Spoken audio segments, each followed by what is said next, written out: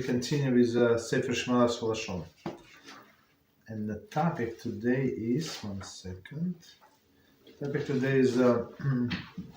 contradiction. And it says, the gossiper should be filled shame over the blatant disregard of the transgression which regularly commits. And surely he believes that every letter of the Torah is true and God-given. So one more time, a gossiper should be filled with shame over the blatant disregard of the transgression that he regularly commits. So he should feel, because as we said many times, it's one of the prohibitions of the Torah, right? Not to be gossip monger. Okay. Commits, for surely he believes that every letter of the Torah is true and God-given. Okay.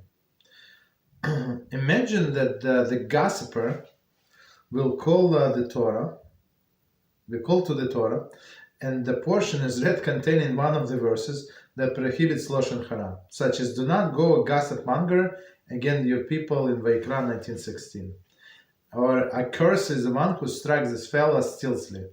Very 27:24. Remember that Hashem your God did to Miriam, Bamidbar 24:9.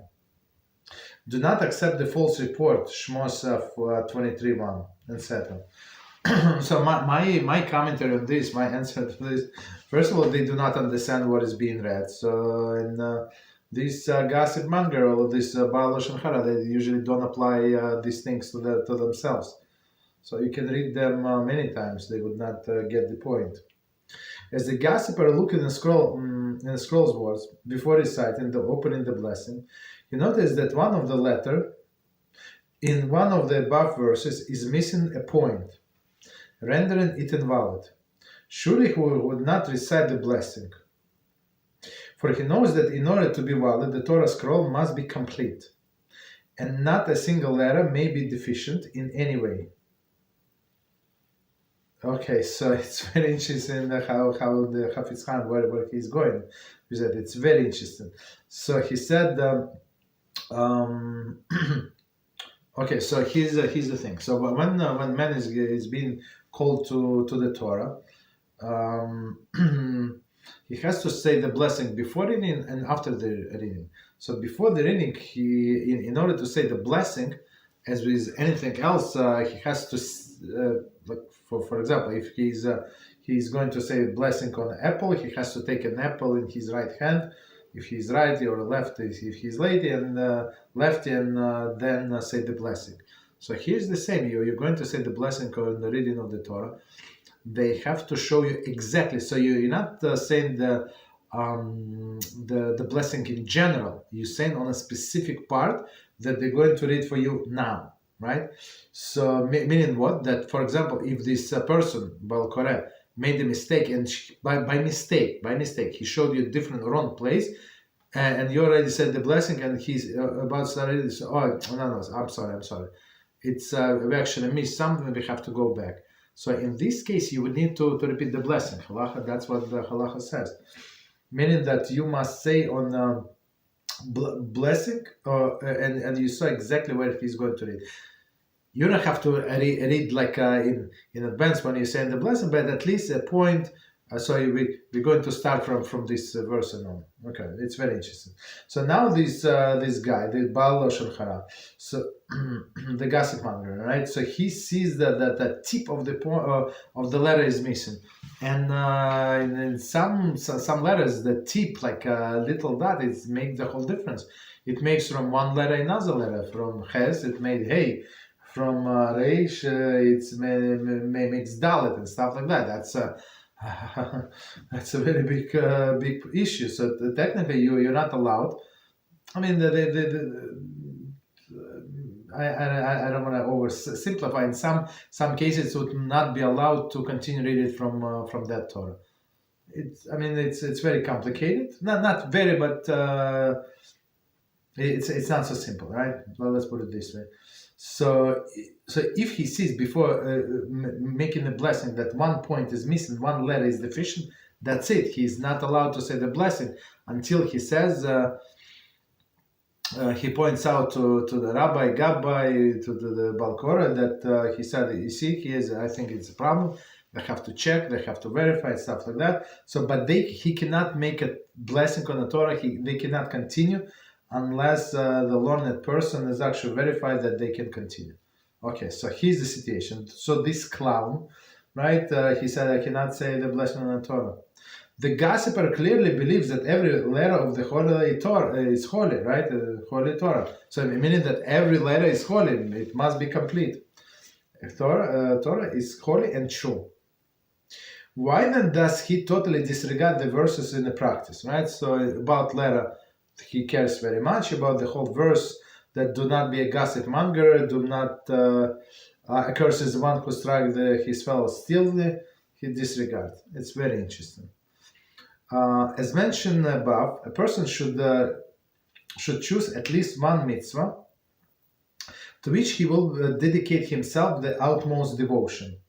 There is a particular benefit in selecting the mitzvah to guard one's tongue to the one singular mitzvah. So some people take mitzvah, that they like. It's very simple to do, and they try to embellish it and beautify it. And okay, is it big reward for that mitzvah? For all of the extras? I don't think so. Right, but this one that it's very important to guard one's tongue. People, as we say, just tremble over it. This can be likened to the earning a livelihood.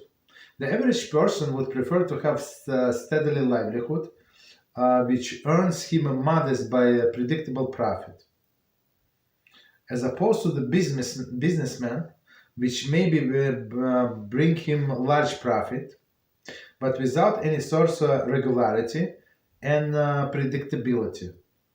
Okay, the mitzvah. So it's very interesting. Some people decided to be like freelancers or contractors and stuff like that, and like self-employed. So they would be like they their own company, and they would be hired as a company, as a contractor, and I knew many people like that. So they so like stressed, so compared to salary employees. So they cannot even take vacation.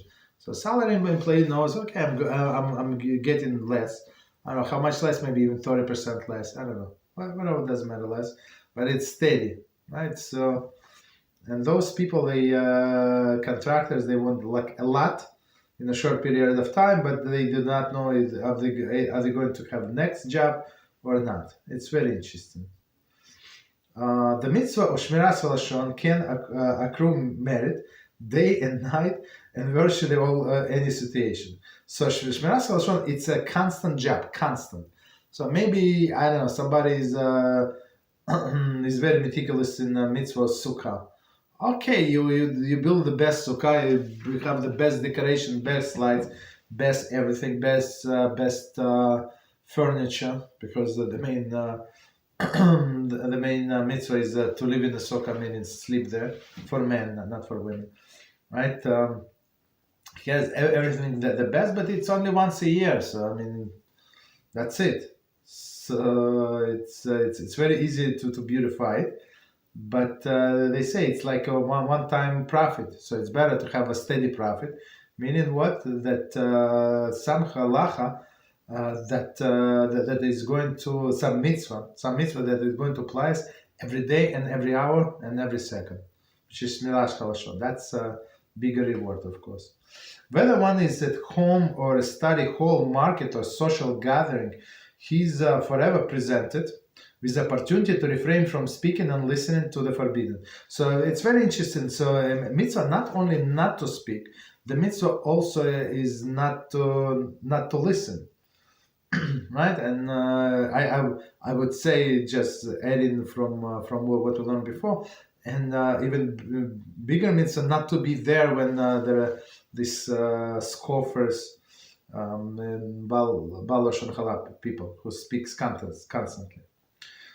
And as the sages teach, one who sits and does not commit a sin is granted reward equivalent to that one is performed a mitzvah. Kiddushin 39b. So this is very, very important teaching for us, and very, very important point that we have to remember all the time. So for you, for example, you have an opportunity to do aware, to do a sin, and you did not do it, so you get in reward. It's not like you're not getting punished. No, you're getting actually reward. That's very, very interesting thing. Okay, stop here.